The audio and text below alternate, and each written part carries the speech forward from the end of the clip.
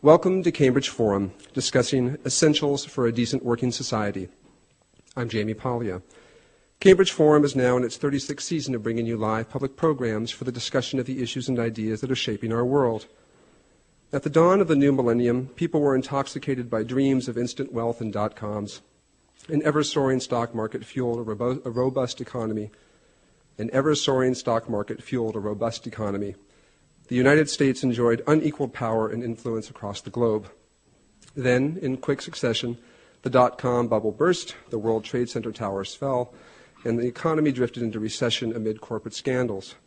Out of our collective outrage and vulnerability came the reminder that the strength of our economy and security rests on the bonds that connect us as a society. But what specifically are these bonds? What do we owe one another as members of the same society? Our speaker, Robert Reich, addresses these questions in his book, I'll Be Short, Essentials for a Decent Working Society. Mr. Reich is Maurice B. Hexter Professor of Social and Economic Policy at Brandeis University's Heller Graduate School.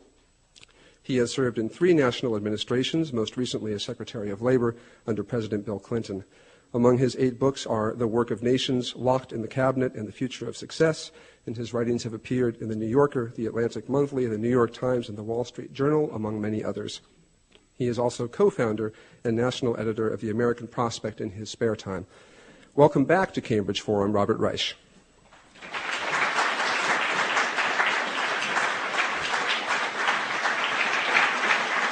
Thank you.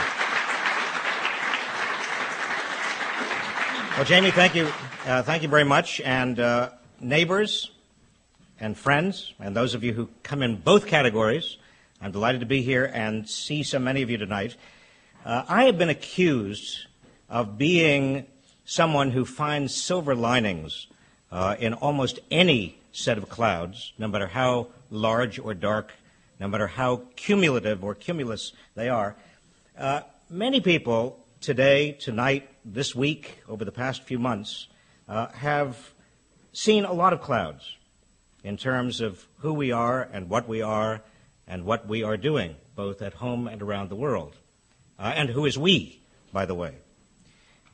What I want to do tonight, building on some of the themes in my book, but bringing them up to the present day, literally today, is to talk to you about why I am optimistic at a time like this. Now, some people look at what is about to happen almost inevitably in Iraq. They see 250,000 American troops over there. They see a United States, an administration that seems absolutely intent on going into Iraq, increasing and raising the bar with regard to the conditions that have to be met before we decide not to. A United States that may, within the next 10 days or 2 weeks, decide to go into Iraq even without a Security Council resolution, without the backing of our key allies and friends, and without the backing of public opinion around the world, or even, let me hasten to say, even in the United States.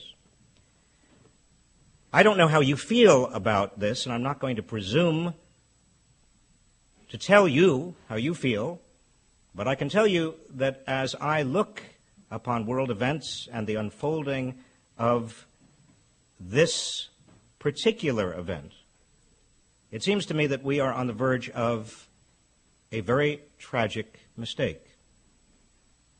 That if we do launch an attack, and I think we will, we run the huge risk of radicalizing the Arab world, of dividing our allies, of creating a set of conditions that will not allow us to get out of Iraq very easily, because the Shiite and Sunni and also the Kurd and Turkish factions will be fighting. It will be a difficult and long and prolonged occupation. Oil prices are likely to stay very high. It will be difficult for us to do what we must do, should do, and that is respond to the threat of North Korea, get the peace process going again in Israel with regard to the Israelis and Palestinians. For many, many reasons, it seems to me that this gamble is a gamble that is not worth taking and extremely dangerous.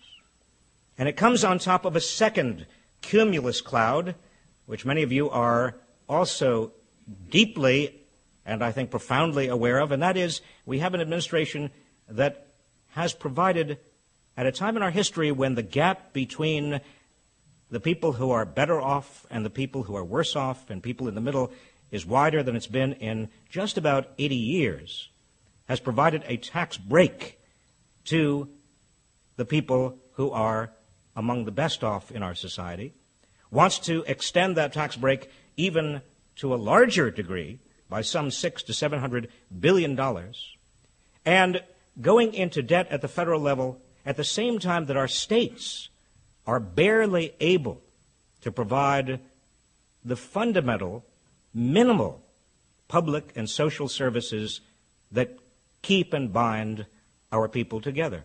States are cutting social services. It's not just Massachusetts. If you looked at Oregon, in fact, approximately 2/3 of the states are now in the process of cutting back on social services, on Medicaid.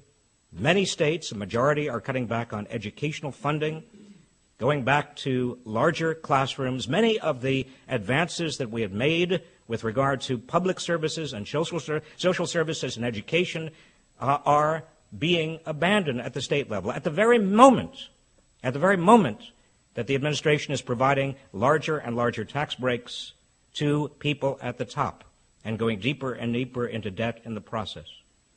And finally, if that weren't enough of a cumulus cloud, in fact, if those two were not enough cumulus clouds for you, let me also point out to you that we are witnessing a very insidious assault on civil liberties in the United States under John Ashcroft's Justice Department. The administration contends that merely by labeling somebody an enemy combatant, it is possible to have an American stripped of their constitutional rights. Not temporarily, because this war may not be temporary, certainly the war against terrorism, but in an open-ended and potentially unending way. So why am I optimistic? How can I, given those three huge clouds, and I haven't even mentioned the assault on the environment and many other issues, how can I face you, my neighbors and friends, tonight and declare that I am an optimist? Well, let me explain.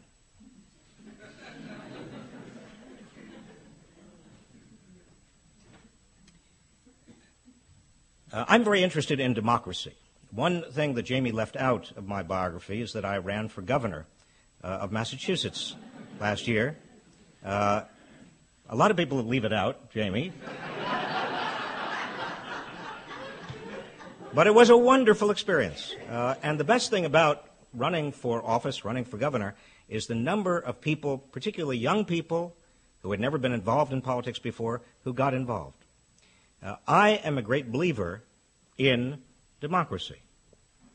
Politics is the applied form of democracy.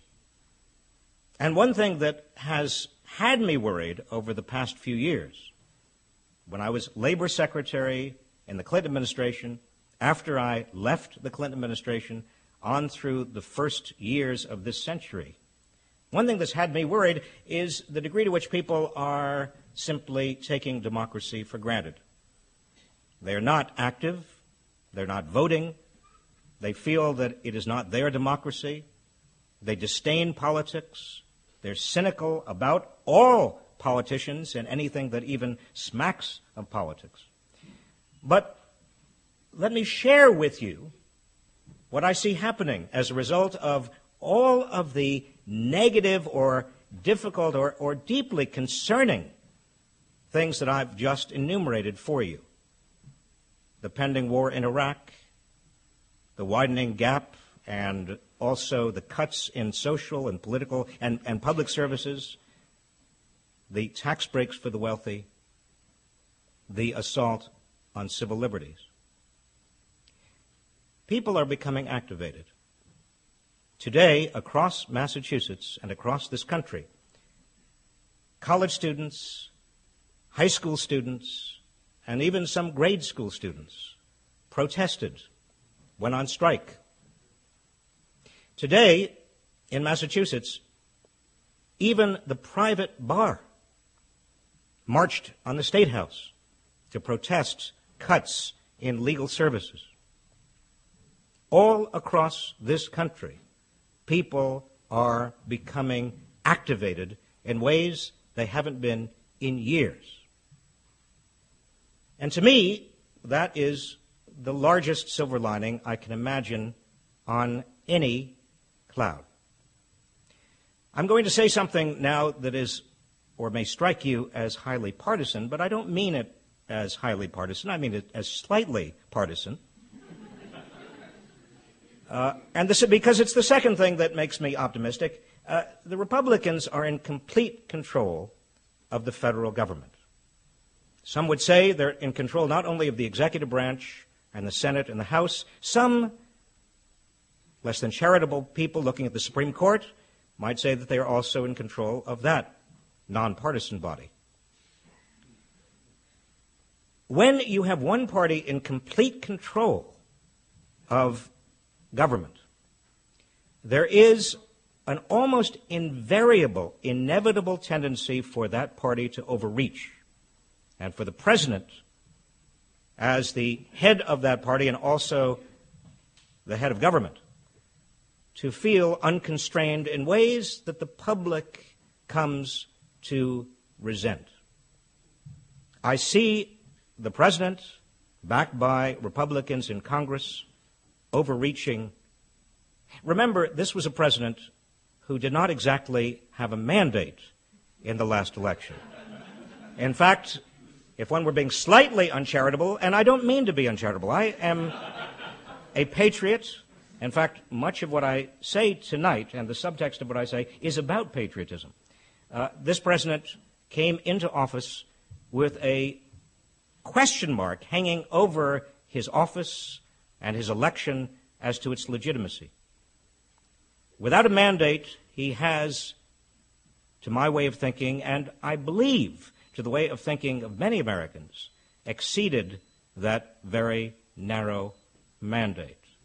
The overreaching that we are now seeing on civil liberties, on tax breaks for the wealthy, on foreign policy, that to me is incoherent and dangerous, that overreaching is going to result. And you heard it tonight. You can think back on our gathering tonight. I mean this not as a partisan statement, but it is going to result in George W. Bush and his administration not being in office after January of 2005. Now, well, that's a very partisan applause on your part.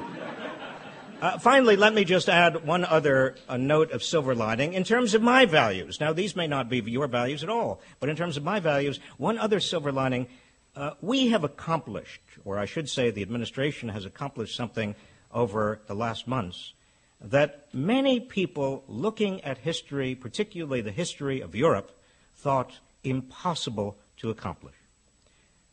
Germany and France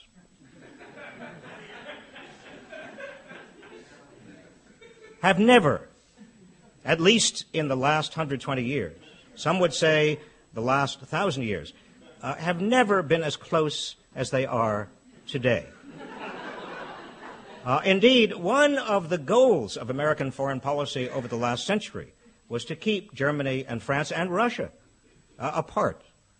And yet, miracle of miracles, we are establishing, I say we advisedly, we are establishing a European, a united, at least continental Europe, and if you look at public opinion in Britain, not at Tony Blair, but at public opinion in Britain, we are creating a consensus among Europeans about something that I think is important over the long term. It's not so much important, although it is certainly now, but it's not over the long term so much important that the Europeans feel that, as I do, an invasion of Iraq preemptively is too risky and unwarranted right now.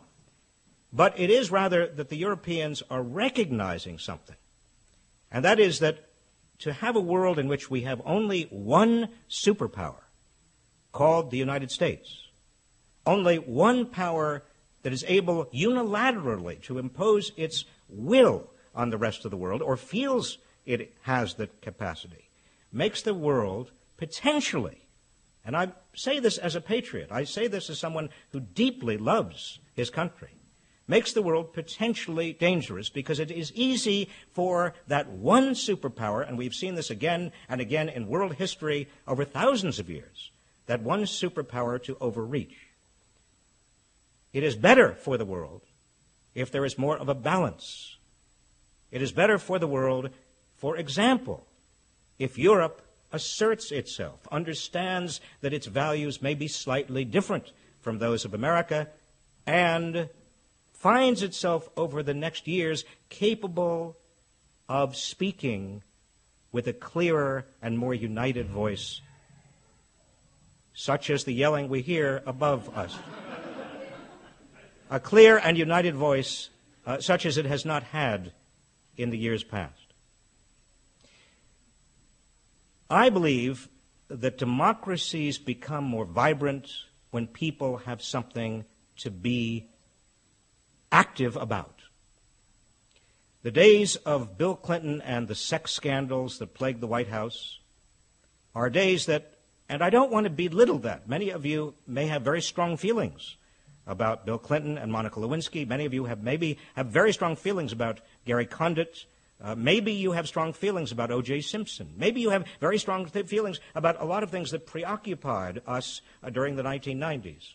And those strong feelings are entirely justifiable, but what I want to say is, looking back on the 1990s from where we are now, given the stakes that we are now facing as a country with regard to our own survival, with regard to the moral authority of the United States, with regard to the social cohesion of this country, many of those obsessions of the 1990s seem rather unimportant in comparison. The democratic passions that are being stirred up, the activism that I now see across this country, and it's not just in Cambridge, it is not just in Massachusetts, but I have been over the last 3 months around this country, and I have seen it grow almost everywhere. That passion, that activism, that concern, that willingness to actually get involved in the fate of the nation and the fate of the world is all to the good. The three great obstacles to political change, progressive political change, are, number one, denial. Denial that there are problems, denial that the problems are real, denial that there's homelessness, that we are facing widening inequality, denial that civil liberties are being encroached upon, denial that our foreign policy is incoherent and quite dangerous right now. The second great danger is escapism, even if you don't deny all of those things. One says to oneself, look, my family, myself, I have responsibilities. As long as I discharge my own personal responsibilities to the ones I love, I am doing as much as I possibly can. As long as I do what I can for my family and perhaps my friends, I am discharging my responsibilities. That, with due respect, is a form of escapism from these problems. And the third, and to me most insidious, obstacle to progressive change, even if you don't deny that these problems exist, even if you don't escape from them, the most insidious obstacle is resignation, hopelessness, cynicism. I can't affect change. There's nothing I can do. Politically, I am impotent, ineffective. Politics is out of my hands. It belongs to people who have power, and I have no power. It belongs to people who have money, and I don't have that kind of money. There is very little that somebody like me can actually do. Why even bother? Those three obstacles to change are being overcome in the current environment. And let me conclude by saying this. I have enormous faith in our democracy. I'm a student of history, and not only am I a student of history, but I have lived long enough that I've seen some remarkable things happen. Activism, democratic involvement, a sense of outrage that things have got out of control and they must get back on track, is the most, or I should say, among the most valuable things that any democracy can harbor and nurture. We are, I believe, on the verge of what might be called a progressive revival in this country. And historians looking back on this will thank, in part, George W. Bush. Thank you very much.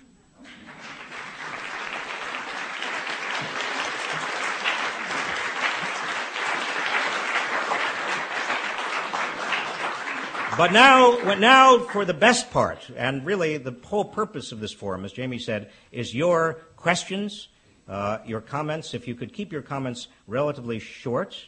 I've done a number of forums before, and I am absolutely delighted to hear the speeches that many of you have. But because and this is Cambridge after all. But because we have limited amount of time, and I do want to engage with you in a dialogue about the issues I raised, plus a lot of other issues, and I didn't really even have a chance to get too deep into any one of them, given our time constraints. I would urge you to keep your comments relatively short. All right. You are joining us at Cambridge Forum, listening to Robert Reich discussing essentials for a decent working society. Well, I'm going to give you the opportunity to expand on some of those things first before I open it up to the audience. Talk a little bit about some of the obligations that we have under the social contract that you outline in the book. In the book, I talk about several fundamental, and when I say fundamental, they're obligations we have to one another that we almost took for granted 20 or 30 years ago. One of those obligations was, if somebody was working full-time, they should have enough money, enough resources to get out of poverty. We created a system in the 1930s and expanded on that system of social insurance to make sure that that was possible. Element number 2 of that social contract, again, that we took almost for granted 20 or 30 years ago, was the notion that anybody should have an opportunity to make the most of their God-given talents and abilities. We created not only a K through 12 system and expanded it in the 1920s, 1930s to include kindergarten, but in the 1950s and 60s created a system of state, public-supported higher education to ensure that almost anybody who had the wherewithal, the capacity, would have the opportunity to develop those talents and abilities to the fullest extent. And then finally, we also, as a matter of social contract, as a matter of kind of deep collective understanding, we said to one another that if any one of us should fall off the cliff through bad luck, through unforeseen circumstances, that there ought to be at least enough of a safety net so that no one should and their families should not go hungry. Now, in all those three respects, earning enough money if you are working full-time, having an opportunity to make the most of your talents and abilities, and also having a safety net if you, for no fault of your own, fell off the cliff, fell through the the webs, we had high unemployment, we had a recession, whatever. In all of those three respects, over the last 20 years, really, we've seen an erosion of that social contract. Now, in the book, I talk a little bit about foreign policy as well. Part of that social contract 30 years ago was that we would all serve the country. The draft was abolished in 1973, and we persuaded ourselves that this was an all-volunteer army. Well, the last time I looked, that army is not made up of volunteers. That army is made up of conscripts, people who go into the armed services in part because that is a job. They are being paid, and we as taxpayers pay them. It is important, it seems to me, to revisit the question, a very fundamental question, as we embark upon the responsibilities of a superpower, what we owe one another in terms of our serving the nation directly. I remember almost exactly to the day in 1973 when Richard Nixon got rid of the draft. Those of you who remember the late 60s, remember the Vietnam War, before that decision was made, remember that at least some of the opposition to war, at least some of the drama and the pathos and passion were related not just to a sense that the war was unjust, but also to the sense that we, many of us, would be serving in that war. I appeared at the Oakland Induction Center in the, I guess it was August of 1968. I had heard that the Oakland Induction Center, although I hadn't witnessed it, was the scene of a lot of anti-war activities. I also assumed, reading the handbook and regulations, that I was too short to serve. But the minute I walked in, took off my clothes and stood in my underwear and stood in line, an examining sergeant caught my eye and a large smile spread across his face, and he said, "Just what we've been waiting for."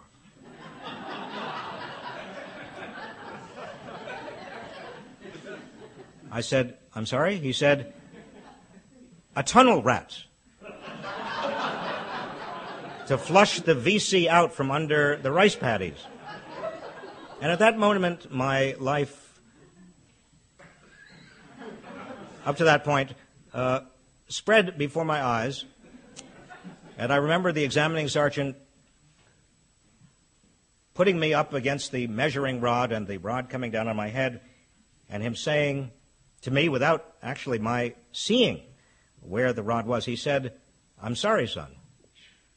And I didn't know whether he was sorry because I was going to be a tunnel rat or sorry because I was not going to be a tunnel rat. But I kind of looked down disconsolately, and he said, as I walked off, he said, "But don't worry, maybe you'll grow." The reality is that very few of us who graduated from college in those days actually ended up serving. But the twin reality is that many of us thought we might. And that added a certain set of responsibilities and a certain degree of passion to the anti-war movement and a certain direct, almost experiential quality to it. In any event, Jamie, those are the kinds of questions that we as a society took for granted, but in all those respects, in every one of those respects, that social contract has come undone. It is not just the Bush administration. It is also the Reagan and first Ford and Clinton administration. You are listening to Robert Reich discussing essentials for a decent working society. The floor is now open to the audience. Please line up at the microphone. Hi. Well, thanks for your humor, among other things. First, a brief comment, then a question. The comment is the only thing I heard you say that I felt some disagreement about was when you talked about the inevitability of this war. I think their chief weapon, and of course the complicitous corporate media, so-called mainstream media, is part of that weaponry, is convincing us of the inevitability of the war. So I think we need to, your third obstacle that resignation, we need to apply that, the alternative to resignation, to our continued battle to stop this war. And I would urge everybody to go home tonight, turn on your computer if you have one, go to moveon.org/emergency and sign the electronic petition to the United Nations Security Council, which will be delivered tomorrow. My question is, the fourth obstacle, I would say the chief obstacle, which informs the other three that you mentioned, has to do with the nature of the political system, the very structure of the electoral political system, and a companion part to that, which is the nature of the Democratic Party. I think that, and you've said so yourself, the Democratic Party is part of the problem. And the fact that we have no choices other than the two-party system, the so-called duopoly. So without going into any more of my view of that, I'd be interested to hear your analysis of what we need to do to open up the electoral political system so we have more choices, so we have real choices, so we don't get stuck with John Kerry as our only alternative to Bush, John Kerry who voted for the war resolution. Let me answer that by saying, if you accept the proposition that we have, and it's too difficult to change, so we inevitably have a winner-take-all political system, then it is going to be very difficult for a third party, and history has shown how difficult it is for a third party to take over. In terms of my values, and let me again, with a great deal of humility, talk about my values and accept the proposition that there are many people here who may have very different values, but in terms of my values, I would like to reform the Democratic Party. I would like to push the party back to its roots. I was at a forum just a few days ago celebrating the life of Paul Wellstone. And what I said there, I've thought a lot about. Paul was a very dear, and Sheila, both of them were very dear friends of mine and my wife's. What I said is that Americans are yearning for politicians who are authentic, who stand up for what they believe in. People may not agree with them. People may not always agree with John McCain. I certainly don't, or the late Paul Wellstone. But these are people who represent a different kind of politics.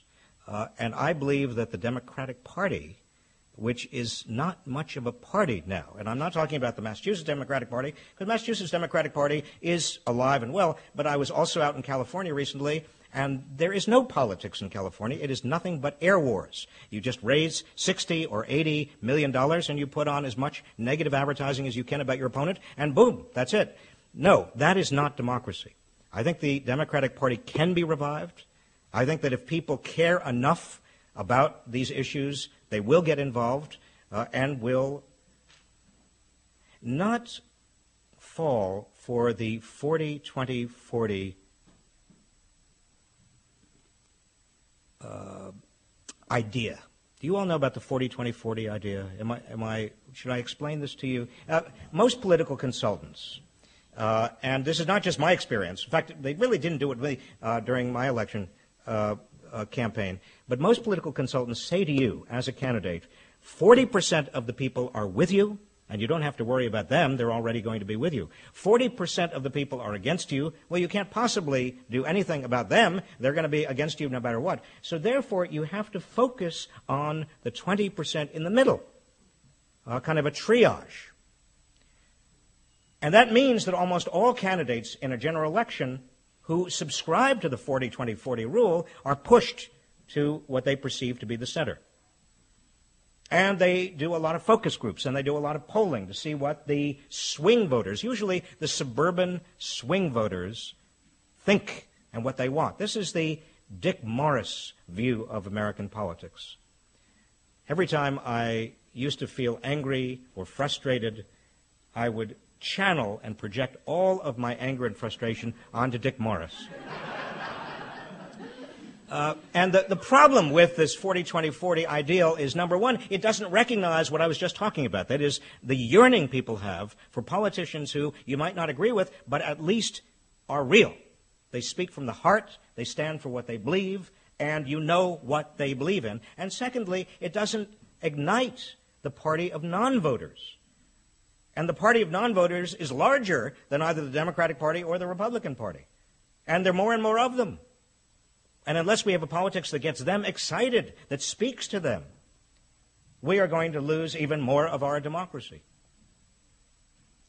And so, again, back to my optimism. I think the Democratic Party can be revived.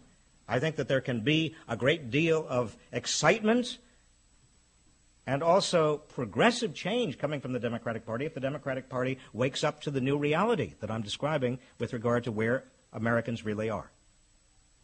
Thank you. That was a long-winded response. I'll keep them much shorter. Can I ask a couple of questions that are not going to be as long and winded? Well, I will keep them very short, my responses. I'm of Greek origin, and so since I was in elementary school, of course, I've studied democracy.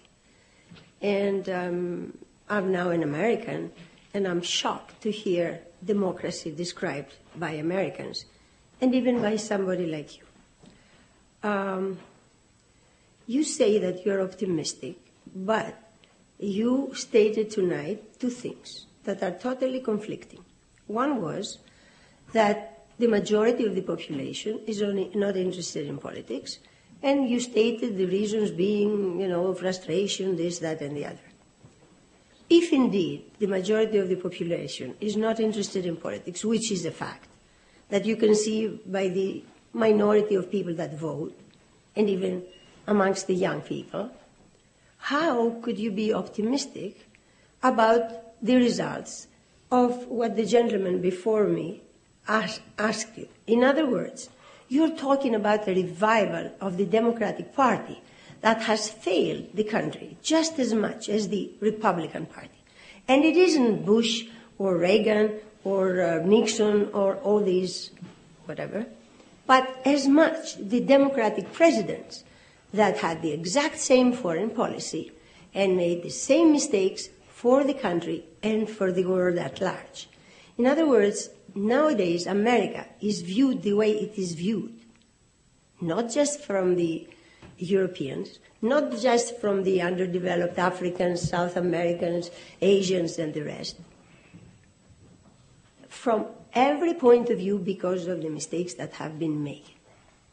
And these mistakes are not going to stop because you're telling us that some people are going to get excited and think that we have some genuine politicians, and you mentioned, of all people, John McCain. Now, we do indeed need a revival. You're saying a whole lot. Let him respond to some of this, or get you, if you have a quick question. Okay, Jamie, usually you speak longer than me, but this time I'll let you. Okay. I will give you a pithy response. You missed the essence of what I was trying to say. I am asserting that politics in the recent past, politics of which I was a part, has been very disappointing. People were focusing on issues that, to me, were not issues of great stake and great concern. But now we are reaching a point, a tipping point. Talking about tomorrow, today, I'm talking about yesterday? today. I'm talking about today. I'm very encouraged today. More and more Americans, more and more people are getting outraged, angry, involved. And that is a good sign.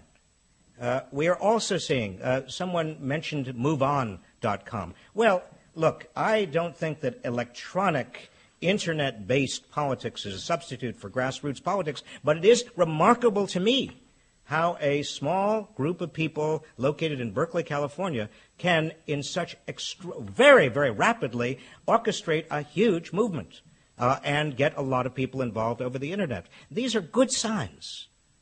These are good signs. And lest we feel defeated and cynical about where this country is, look at the positive things that are beginning to happen. I see only one positive thing, and that is that George Bush, indeed, like all tyrants, can bring a revolution. if you look at all history, and you said that you are a student of history, you know that always it was tyranny that brought democracy. Besides, democracy is cyclical. I also know that in 1901, something quite dramatic happened in this country. It happened again in the 30s, it happened in the 60s, but 1901 is the interesting year for present purposes. And that was after we had reached a point in this country where the gap between rich and poor was, by historical standards, wider than it had ever been. After we had seen industrial concentration as we had never seen before. After we had apathy and people were not paying attention to what was going on in our cities, the public health crises that were going on, and basically the assumption was machine politics was all there was to politics. We had, in 1901, for reasons that people still have a hard time understanding, a democratic revival. A democratic revival called the Progressive Era that started then, that generated a huge number of reforms, including women's suffrage, the progressive income tax, the food and drug laws, an application of antitrust laws that had been really not applied before, and I could go on. Where do these democratic upsurges come from? They come when people have had enough. And I think that we are on the verge, I see it, of another such upsurge. I agree with you 100% that George Bush could be, great benefit to America. Thank you very much. All right, next question, thanks. In your list of institutions that in Washington seem to be controlled by Republicans, you failed to mention the press. I'm curious, in your formulation of optimism, whether you feel, in fact, optimistic about the fact that the entertainment industry has bought up the news industry, and that we're faced with coming to rooms like this that are overflowing to try to hear something, that we have to go to foreign journalists interviewing our Secretary of Defense in order to hear what he thinks. One of the big differences between 1901 and the present is that the press existed then in such a way that people could get outraged. One of the problems that we seem to be up against now is a press that anesthetizes the public. I'm curious whether you have any suggestions as to how we might proceed. Well, I'm not such a Pollyanna, and I'm not a cockeyed optimist to think that the press is as interested in uncovering truths and investing in investigative journalism to the extent it was 20 years ago. The press has become much more corporate, concerned about profits, and media conglomerates do determine to a far greater extent than is healthy what is reported. Having said that, though, let's also acknowledge that there are many, many more outlets for getting news than there ever were before. I happen to get over the Internet my news in part from foreign sources, not only the Financial Times, but the British London Observer. I recommend to many people some of the stories that the Observer has been carrying. In fact, one story, I don't know if it has been carried by the American press yet, but it is a story about the eavesdropping that the FBI and or CIA have been doing of members of the Security Council. Was that reported? Has that been reported in the U.S. press? On NPR today. Was it on NPR? Well, it was reported several days ago by the British Observer.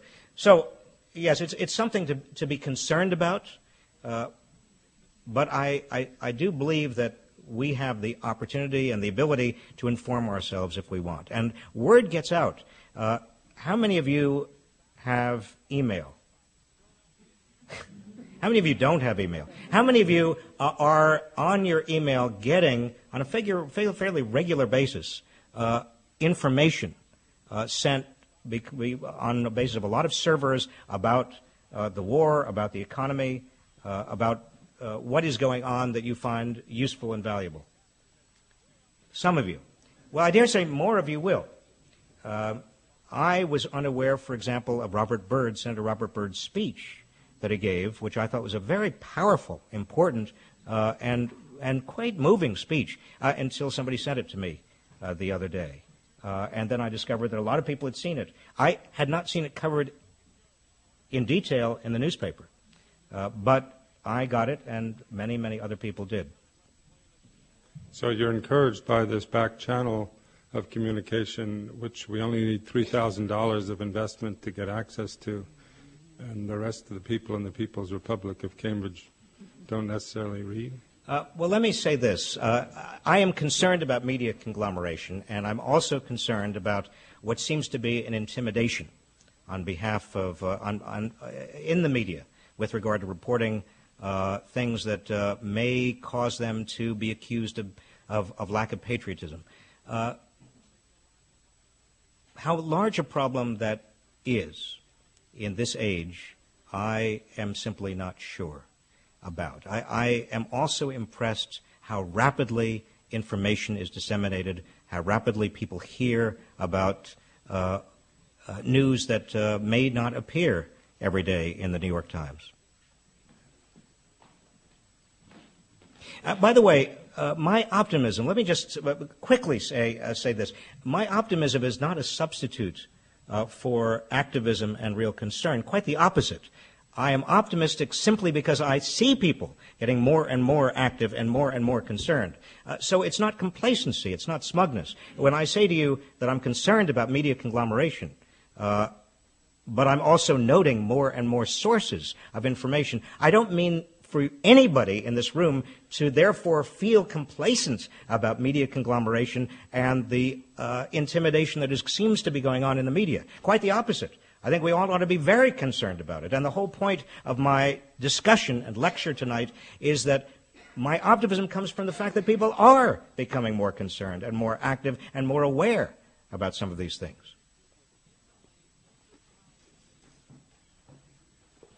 In your book, you talk also about corporations and their obligations in terms of the social contract.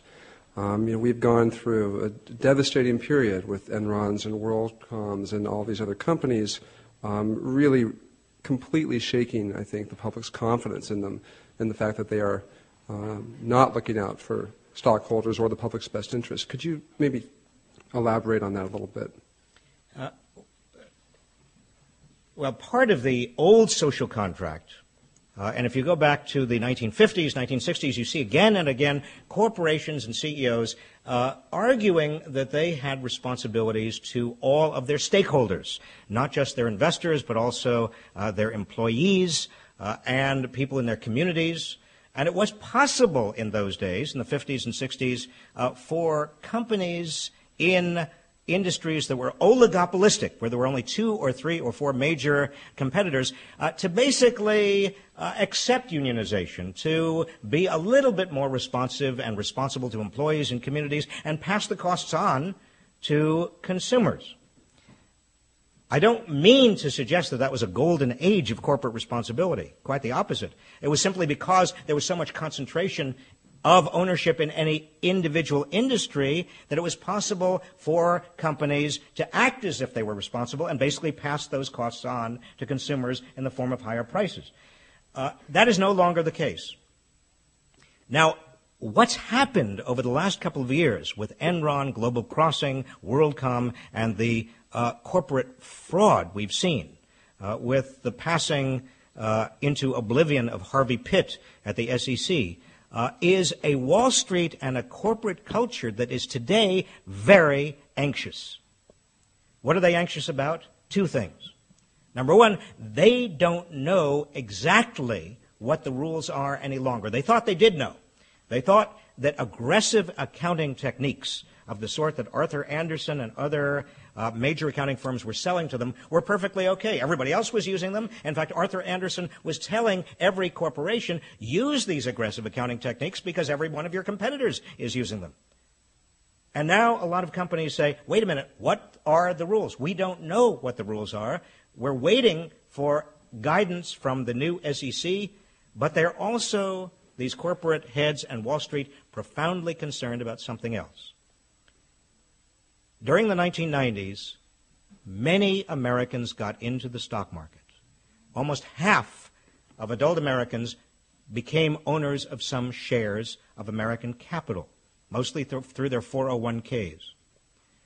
Americans are now leaving the stock market almost as fast as they came into the stock market, partly because they don't believe corporate reports, partly because they've been so badly burned over the past 3 years with regard to the stock market bubble, the technology bubble, beginning with the dot-com bubble, but also because they're not sure what is accurate information. They don't know which company is going to fall on its sword or on its back next. And that stampede, it's not yet a stampede, but it's certainly a movement of a lot of people out of stocks, is causing a great deal of consternation on Wall Street. They are asking the question, how can we restore investor trust in corporate America?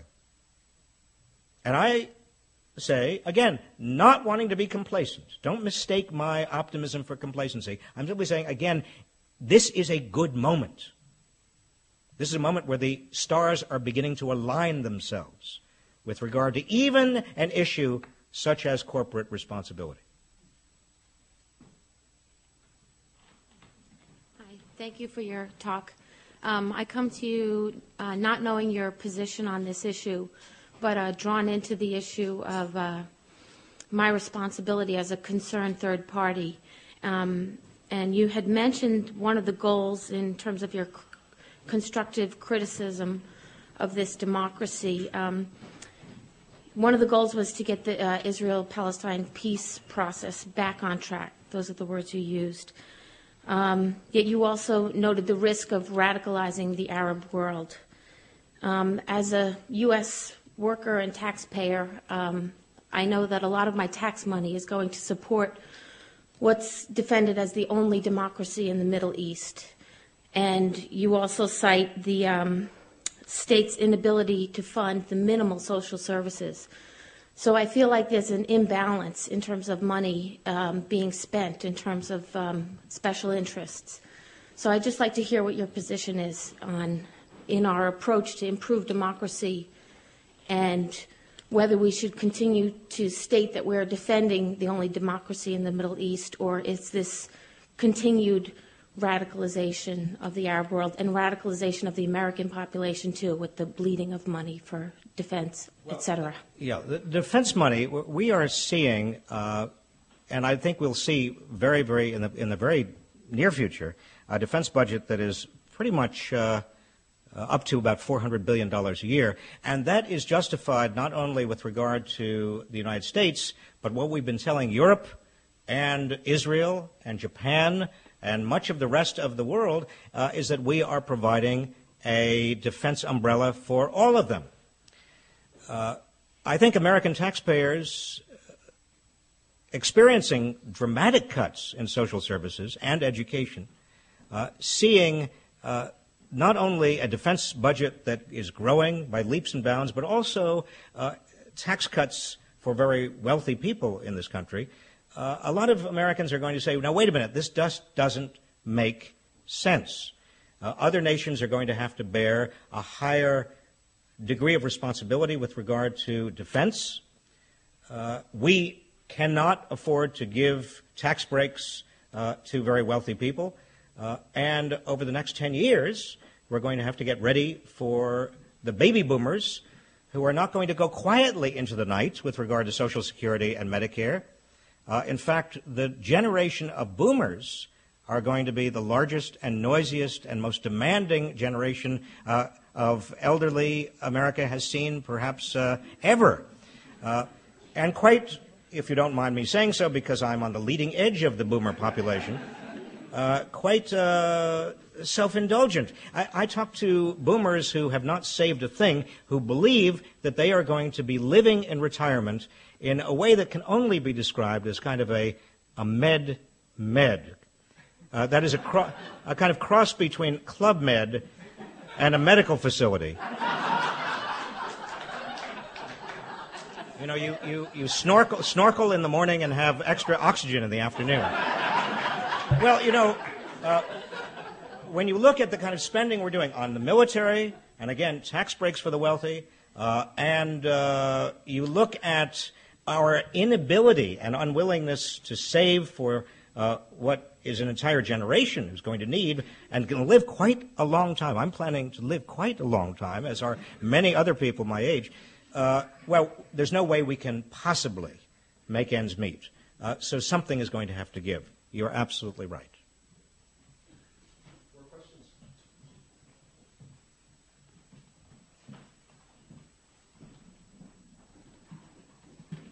I want to change the topic for a second to healthcare.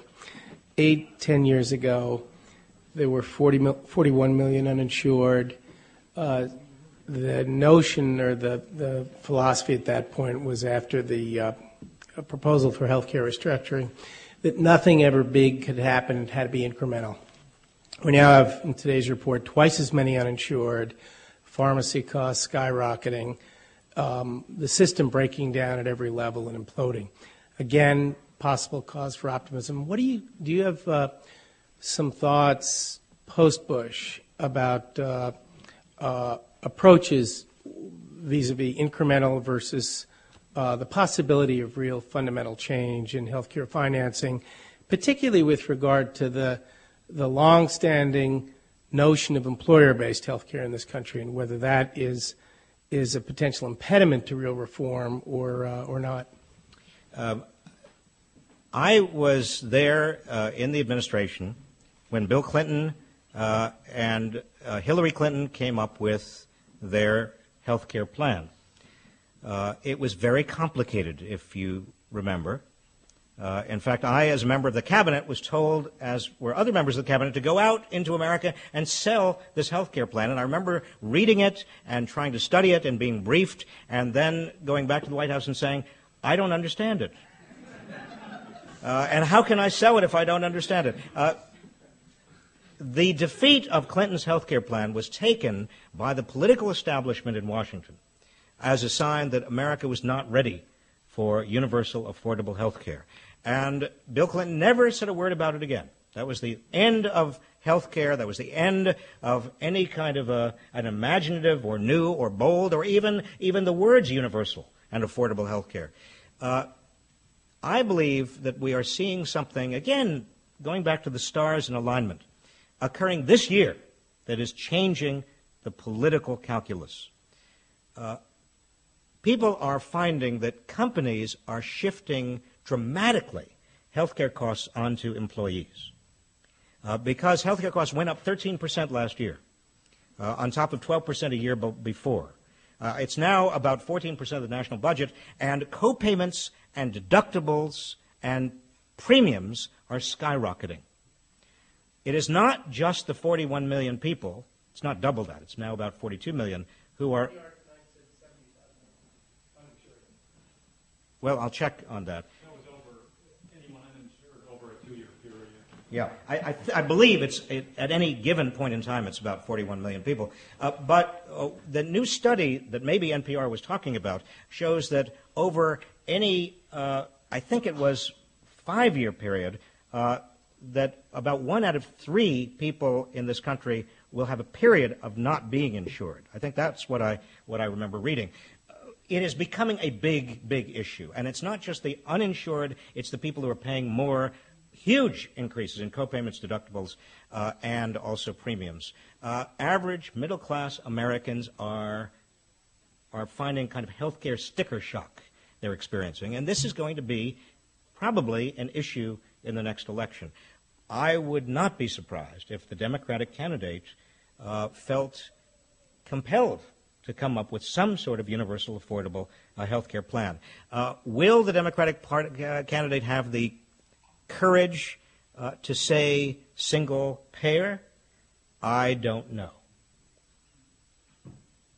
Sir, I remember. You are back. Yes. Jamie said I could. Oh, I'm delighted. I'm delighted Now, you're back. I remember where you said that you couldn't understand Hillary's plan, the health plan. I have a medical background. And I remember to this day when you said that. And I remember when Bill Clinton coped out because he was afraid he would lose the support of the Washington. So it was doomed from the beginning because indeed Americans knew nothing about, how the healthcare system works, and they were told that look at the Canadians, look at the British, look at they have to stay in long lines. When it's elective surgery, they never get it, all kinds of things. So they copped out, if you remember, and I'm sure you remember, because although you say you studied and you didn't understand, I know that you understand everything. So, yes indeed, sir, yes indeed, it will be impossible for the next Democrat to bring it up again, because only Hillary could bring it up, and then she would lose, because they say there she is again at it. So the point is that we are indeed experiencing silver lining, because all our premiums are going up and up and up and away with TWA, and not only that, but we're getting less and less and less care. Now, at the forum, usually, we have senior citizens, except for Jamie and a couple of other kids that come, and we are all experiencing this terrible situation. But what you mentioned about the millions of Americans that are uninsured, I'm sure that as an economist and as a student of all these things, you know that when you take, data, you miss all the immigrants, all the illegal aliens, all these people that are hiding in the bushes, the Mexicans, the this, the that, the other. They are not counted as uninsured. But all these people come into the emergency rooms as a load to the hospitals. That's why the community hospitals are closing, blah, blah, blah, in the whole country. And so, indeed, the uninsured are more than they were before, because of the economy and all these other factors. Okay? But it is a silver lining, the fact that everybody is so up in arms because their daughter, their son-in-law, their mother, their father cannot get the care that they thought they could as Americans. I bet you have a question. Hey! No, I wanted to say that the lady before was very concerned about the defense money that we give to Israel as the only democracy. Now, we give money to Pakistan. We give money to Saddam. It doesn't show. We give money to Egypt. We give money, where else, sir? You know the different countries. Jordan. We give money to Turkey. A question at some point. The question is, we have more people that want to talk. We don't only give money to so-called democracies, to just Israel. We give money to all these others.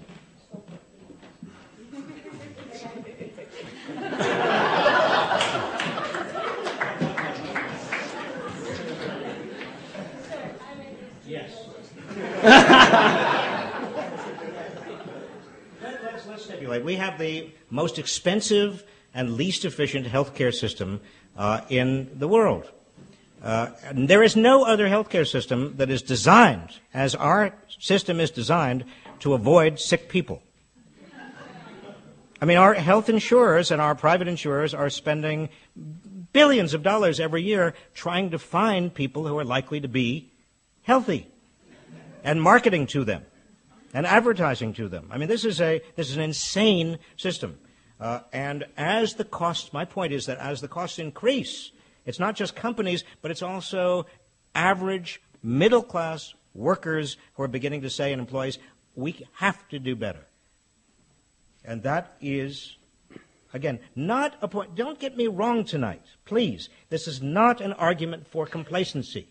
This is an argument for being optimistic in activism because the stars are beginning to align. This is an argument not for being cynical and throwing up your hands and saying, well, nothing can be done.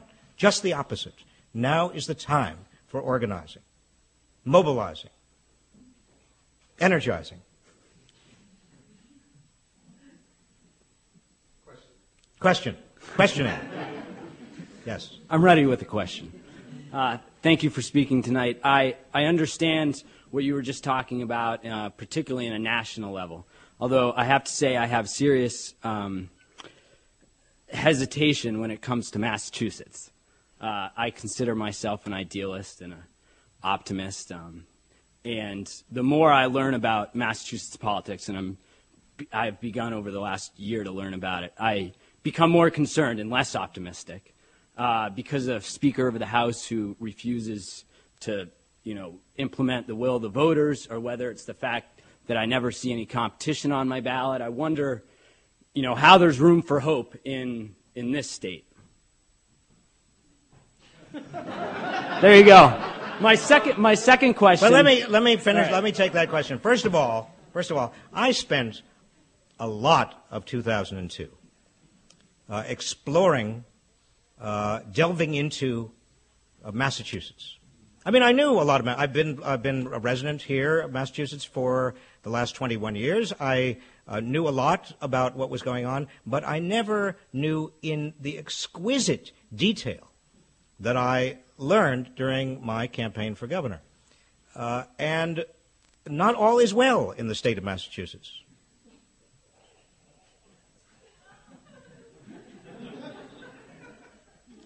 That is an understatement. There is a lot that needs to be fixed in the state of Massachusetts. But you know, what makes me, what I found very inspiring was the number of people who wanted to get involved. The people in Greenfield, the people who, in Springfield, the people who consider themselves out in the West. You know, I used to think the West was Colorado. But everybody west of 495 thinks of themselves as in the West. And they all want to get involved, and people on the North Shore want to be involved, and people on the South Shore want to be involved, and everybody says, let's get going, let's fix this. And it's that spirit that can be tapped into. And we can fix a lot of what's going on in Massachusetts. I have refrained from criticizing our new governor because I want to give him a chance. And I think we owe it to him, and he's only started. And let's hope that he does well. We all have a great stake in his success. I just have one more political ball of fire to throw at you. Do you think a lot of the comments that a lot of what's wrong with Massachusetts politics are sort of in the speaker's office, the Speaker of the House, Speaker Finneran's office, are justified? I think the Speaker Finneran, I got a chance to know him somewhat during the campaign, and I found him as charming and as bright as I had heard. He also is someone who, about many issues, shares some of my views, but many issues we don't see eye to eye. Has he reduced the degree of democracy, let's say, the vibrancy, the degree of deliberation, the freedom of that legislative body to bring bills up under the light of day and have people examine them and have legislators examine them and create a general, really a deep and thick sense of democracy in Massachusetts?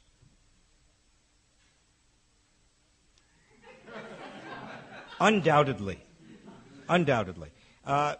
Well, but we can do two things. Either we can complain, or we can organize and get involved.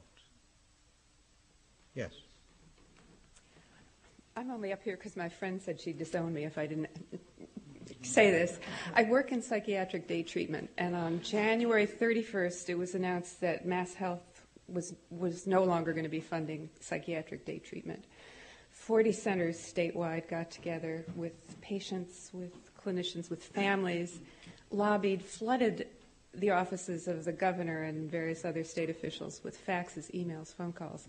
1 week later, the cuts were reversed. I think when that happened, I expected such a cloud of depression to sweep over the patients, but what we had was unbelievable energy, activism, really a sense that this was going to work, and it did. I'm still very frightened because I think there are going to be cutbacks in other ways, but that was definitely a note of hope. I would have been much happier if you had been in the governor's office at the time, but I still feel very frightened and very worried, and I wonder what you think specifically can be done to mobilize people so that they'll remember that the mark of a humane society is caring for the people who are the most needy. And one thing we tried to do in our faxes was support a progressive income tax, a raise in taxes, so that we wouldn't be just seen as fuzzy-headed liberals with no backbone. But I wondered if you had any more suggestions of specific things people in social services and human services can do? Well, you are exemplifying. Your story illustrated exactly what I'm talking about. There is no substitute for organizing, mobilizing, and energizing people in democracy, in politics. And when people feel that they are empowered because they see that they actually have changed the course of public policy, they stay empowered. It is the defeatism, it's the sense that nothing can be changed that actually is itself a self-fulfilling prophecy, because once people feel that nothing can be changed, then nothing can be changed. And we cede democracy to the other side, or to the moneyed interests, the political power brokers, to others who have very, very little concern for the people who are at the margin, or for average middle-class people or working-class people who otherwise don't have anything to say. A vibrant democracy depends on people understanding that they have power, and they do have power.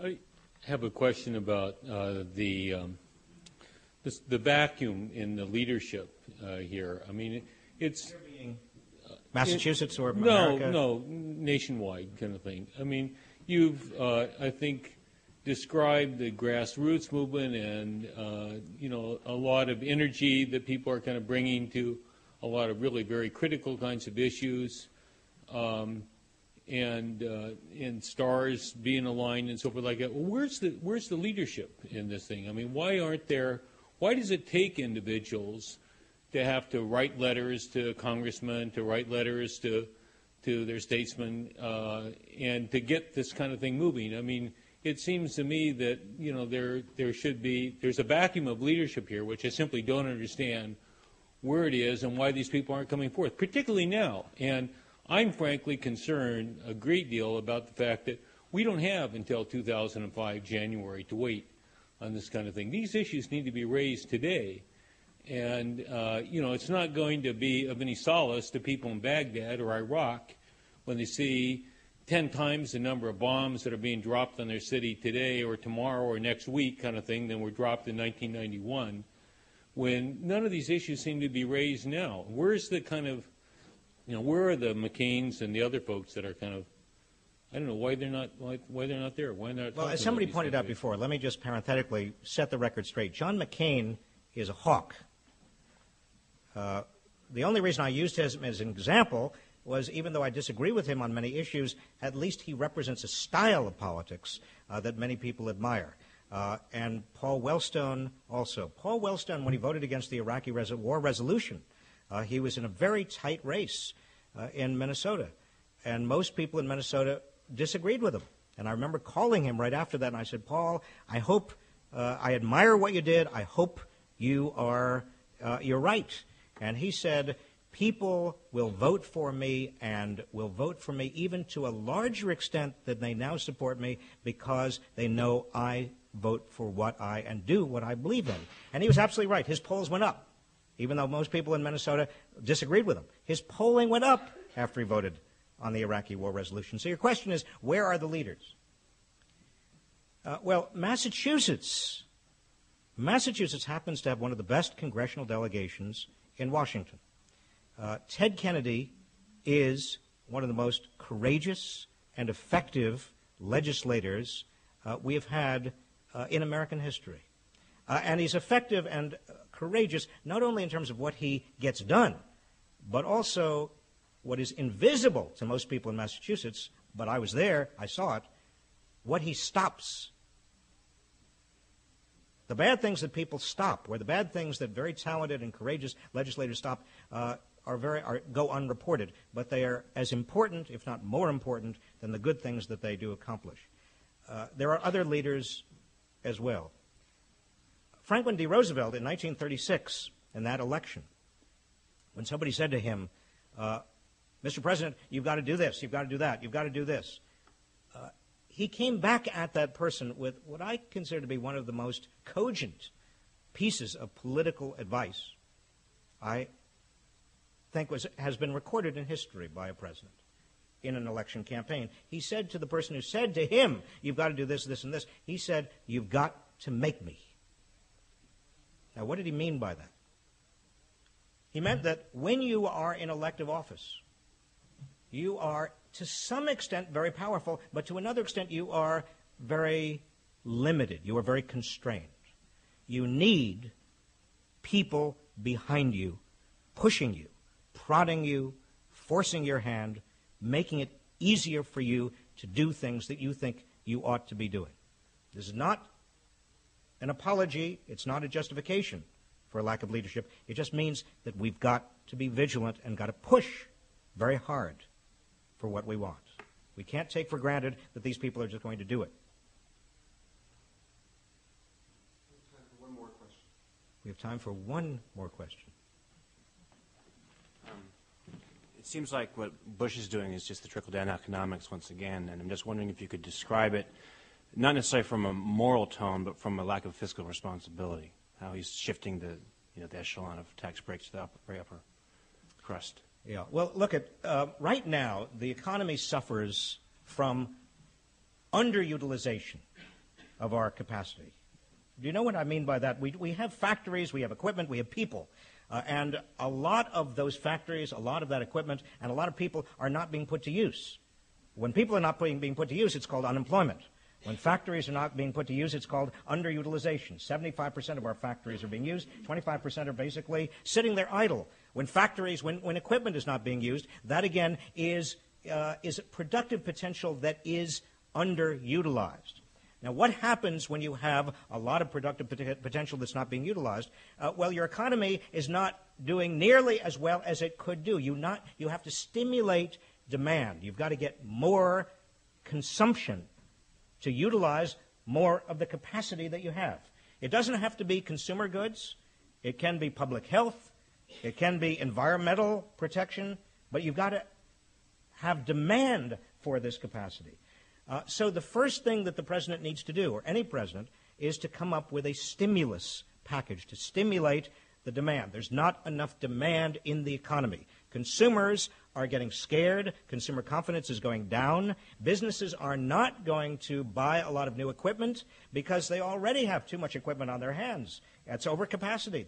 It's underutilization. So how are we going to get demand going?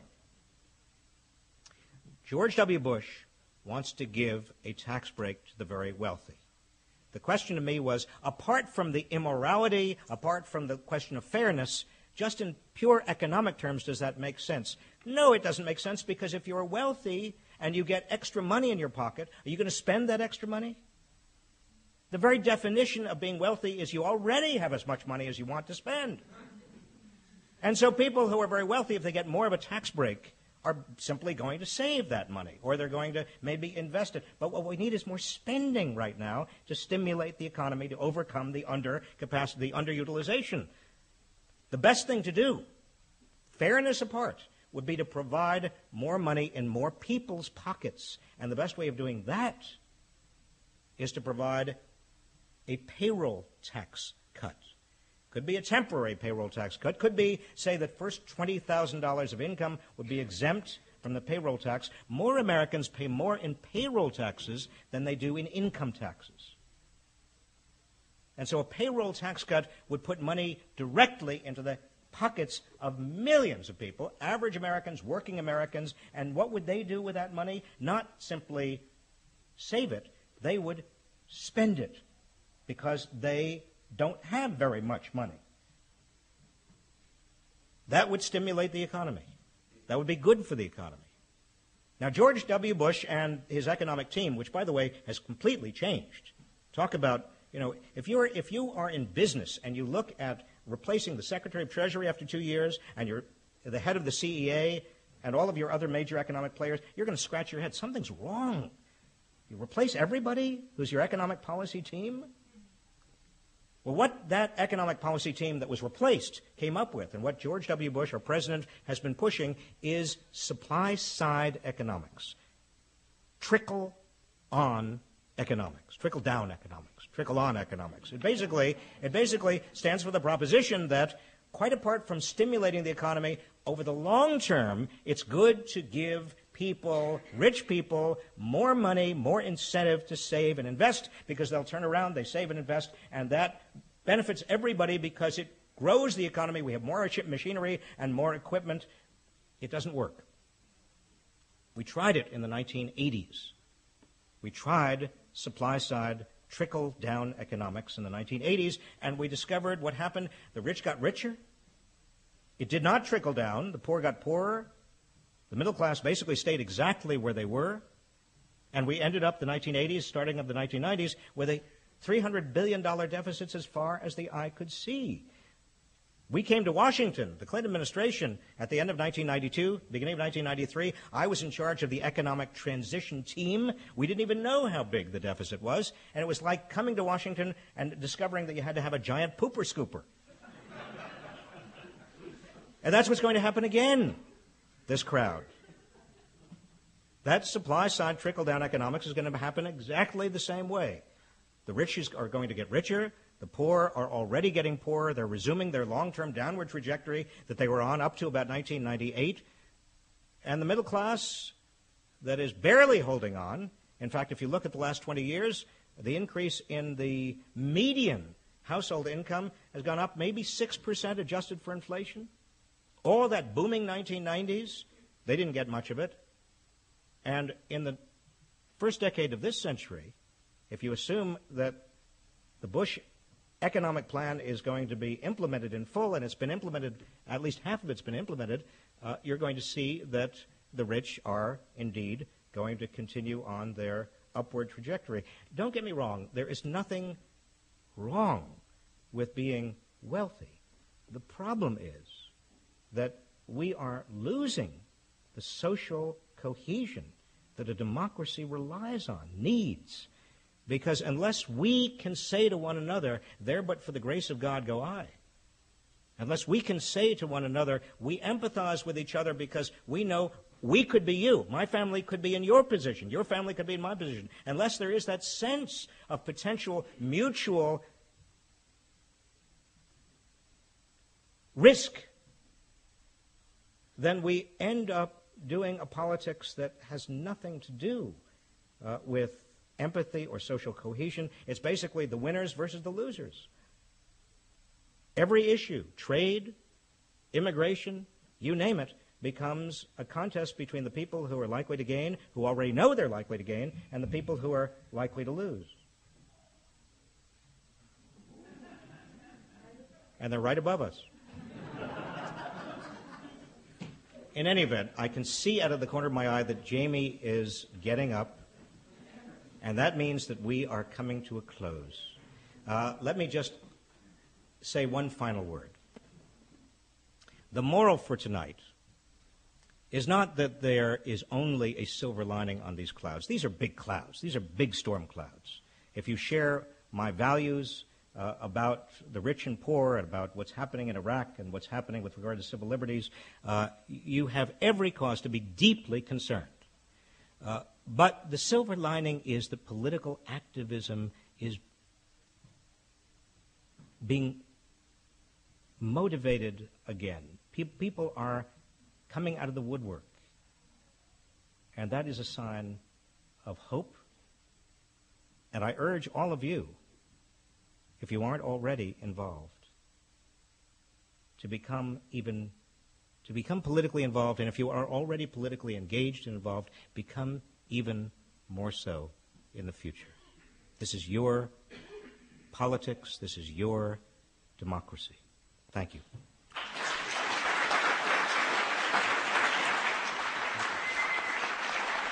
Thank you all.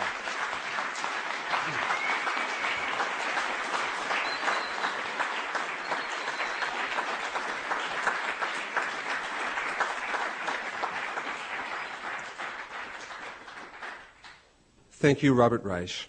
You've been listening to a program of Cambridge Forum, co-sponsored by the First Parish in Cambridge, Unitarian Universalist, the Lowell Institute, the Massachusetts Cultural Council, and the Friends of Cambridge Forum. For an audio cassette of this program entitled Essentials for a Decent Working Society, featuring Robert Reich, recorded in March 2003, send a check or money order for $12 to Cambridge Forum, 3 Church Street, Cambridge, Massachusetts, 02138, or visit us on the web at www.cambridgeforum.org. In Harvard Square, I'm Jamie Paglia. Thank you for joining us. Thank you all for coming.